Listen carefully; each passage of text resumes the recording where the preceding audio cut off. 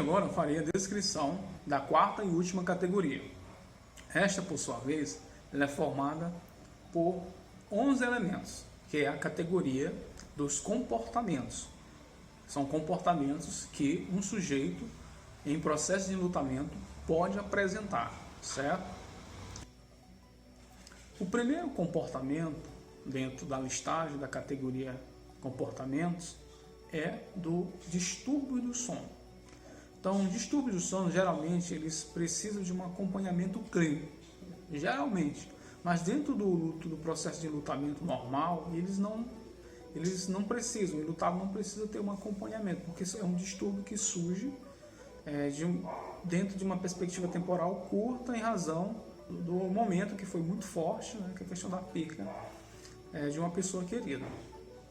Então, a pessoa com distúrbio do sono, ele tem dificuldade para adormecer e tem muita facilidade para despertar na madrugada. Então, o sono dele fica todo descontrolado. Então, ele está com um distúrbio do sono em razão do momento estressante no qual ele está passando, em razão da perca de uma pessoa querida. E, de fato, essa experiência forte, dolorosa, ela pode afetar a sua perspectiva de sono e cria esse distúrbio. Mas, do normal, ele tem uma durabilidade curta, como foi dito. Se caso esse distúrbio do sono, que o sujeito em enlutamento, forem persistentes e prolongados, então ele precisa buscar um tratamento clínico, certo? Para um acompanhamento clínico, para ver o que de fato está acontecendo. Bem, passemos agora para o segundo comportamento. O segundo comportamento é o da falta de pensamento. O que é isso? O sujeito ele fica aéreo.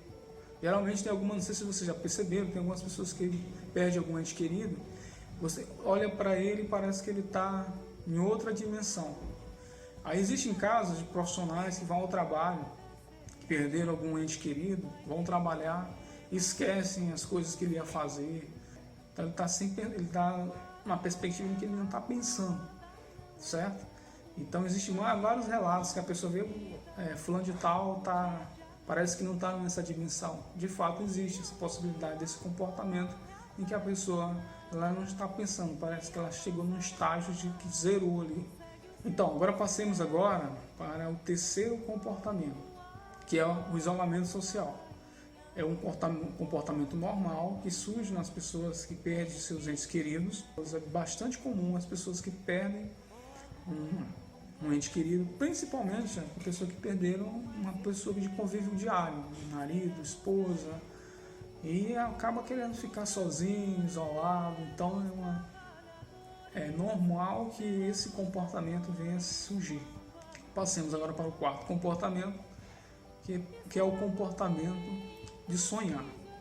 Então, muitas pessoas que perderam seus entes queridos sonham com o falecido.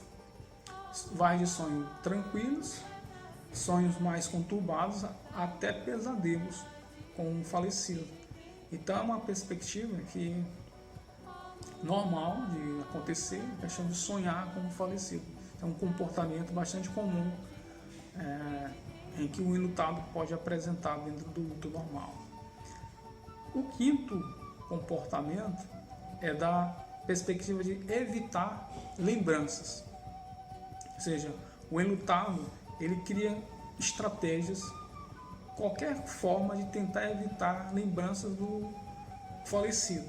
Vende as coisas muito rápido, guarda fotografias, queima algumas coisas, se desfaz de inúmeras coisas, evita locais que o falecido frequentava. Então, ele tenta o máximo evitar lembranças do falecido. Isso é um comportamento que algumas pessoas em processo de enlutamento podem apresentar. O sexto comportamento é o comportamento da perspectiva de procurar pelo falecido. Muitos enlutados começam a ter esse comportamento de chamar e de procurar. Então, chama pelo nome, sai pelas ruas chamando, ou começam a gritar. Então, um comportamento que alguns enlutados apresentam. O sétimo comportamento é o da hiperatividade. Ou seja, a pessoa não para, ela está ali, o enlutado não para em casa, ele está ali se mexendo, buscando alguma coisa para fazer, ele está ali, sobe escada, desce escada, então ele anda, então ele começa, ele não para na cama, ele se mexe, ele muda a posição das coisas, ele fica imperativo, ele fica muito agitado. Então o hiperativo envolve muito a perspectiva de agitação do sujeito, ele fica muito agitado. O oitavo comportamento é o comportamento do choro. Muitas pessoas choram bastante, começam a chorar bastante, frequentemente no processo de luto. Qualquer coisa que toca no nome ou que ele vê que faz lembrar, ele começa a chorar. É um comportamento bem comum no processo de enlutamento. Passemos agora para o nono comportamento. O nono é aquele em que a pessoa começa a visitar locais que a pessoa frequentava e levar objetos dessa pessoa. Então ele é o contrário do comportamento de evitar lembrança. Ele começa a visitar locais que eram importantes do falecido, ele até frequenta bastante o cemitério, vai todos os dias, então ele tem esse comportamento dentro do processo de luto normal. O décimo comportamento, por sua vez, é o comportamento de valorizar objetos do morto. Objetos que antes não tinham nenhum potencial de significação para o morto, ele só tinha aqueles objetos, ou aqueles que ele até era de valor sentimental para o falecido, ele começa a supervalorizar. Então é um comportamento comum que surge no processo de enlutamento. Valorizar objetos que antes era do falecido. Por fim, o 11º comportamento, que é o comportamento do suspiro. Esse, por sua vez, até parece com a sensação física da falta de ar. Mas o suspiro, a pessoa começa a suspirar bastante, mas ela não está tendo uma falta de ar, uma dificuldade para respirar. Ela só tem aquela suspirando, assim, aquela vontade de suspirar, mas é uma sensação que ela tem física. Ela não está tendo assim, uma dificuldade para respirar, certo? Mas quando ela tem a dificuldade para respirar, ela está passando por uma sensação física realmente, uma falta de ar.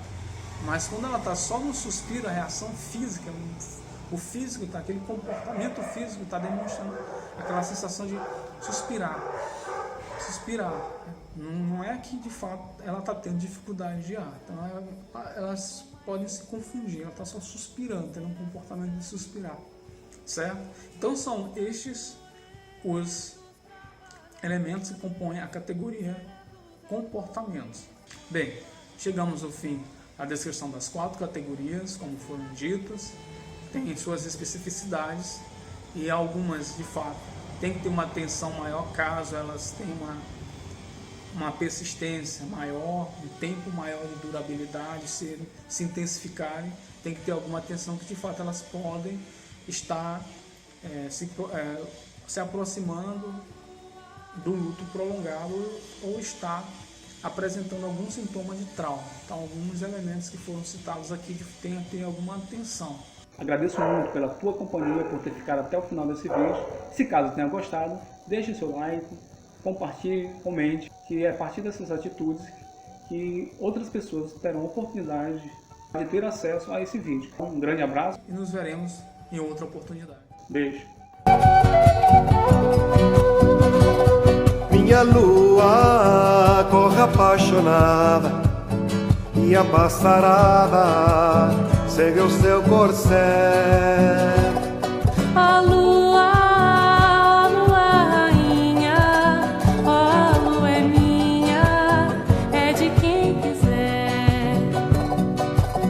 Ó lua é das princesas e com mais certeza será dos garis, dos cantores, dos trabalhadores, será dos atores quando a noite cair. E será também dos prisioneiros, será dos canteiros e do chafariz. Ó lua é da cidade